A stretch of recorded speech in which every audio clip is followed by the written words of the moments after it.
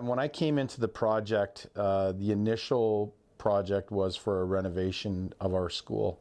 We reached a critical mass point where we were going to be getting, the renovation was not going to happen, and we were going to move into a rebuild of our school. George Barry, I'm the principal owner of Barry Architecture and Associates, and on the West Park Middle School project in particular, I'm the prime design architect and the principal in charge and design lead.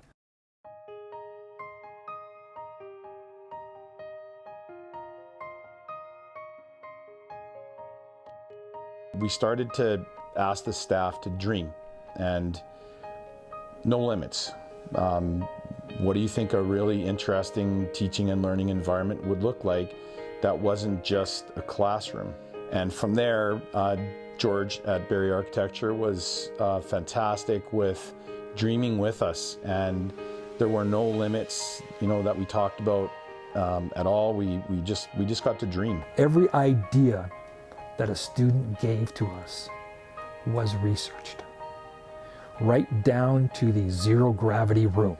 George was great at getting a building committee of our students together, and we started to meet with the students, and George said the same thing to the kids as we did, and that was think and just dream. And kids are not bound by the adult world. Their sense of play and their sense of imagination forced us into places that would make some systems that would be within the building uncomfortable. What's unique about the project is basically the entire project.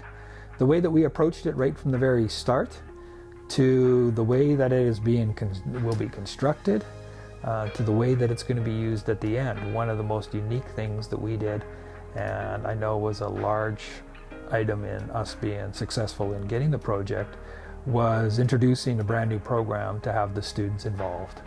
The students at West Park Middle School literally designed the school.